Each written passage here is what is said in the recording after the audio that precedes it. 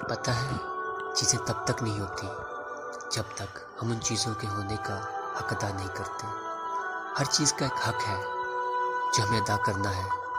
جیسے ہم اکثر کہتے ہیں نا، دعائیں تب تک قبول نہیں ہوتی، اثر انداز نہیں ہوتی جب تک ان دعاؤں میں شدت نہیں ہوتی، جب تک آپ اس دعا کو اس ڈھنگ سے نہیں مانگتے۔ اس طرح کتنا کچھ ہونے کے بعد، کتنا کچھ سہنے کے بعد، کتنا کچھ کھونے کے بعد مسرت، مایوسی، تنہائی، یقین، صبر، احترام، دعا اور انتظار کے بعد سجدہ کرنا سکھایا جاتا ہے۔ میں اس سجدے کی کیفیت الفاظ میں کبھی بیان کر ہی نہیں سکتا۔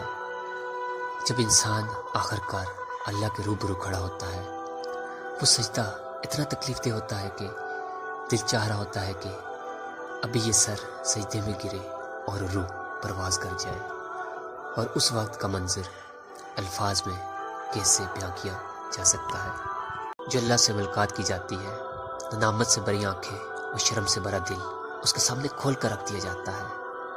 آنکھوں سے رواں آنسو صبر کی کیفیت سنائی جاتی ہے۔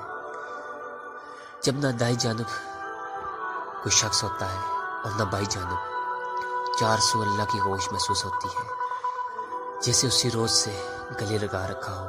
جب الفاظ کی لمبی فہرست بھی ختم ہو جاتی ہے اور خاموشی سے روح لرزا اٹھتی ہے، جب دعا کے لیے ہاتھ اٹھانے کی بھی ہمت نہیں رہتی، بس پھر اس آخری مرحلے پہ پہنچ کر رب مل جاتا ہے، تب دل کہتا ہے کہ یا اللہ، میں بہت بڑے حادثے سے گزر آیا ہوں، میں نے صبر میں کمی نہیں کی، تو مجھے اب صلے میں بھی کمی نہیں چاہیے، اب مجھے بھی صلے میں تو چاہیے، صرف تو۔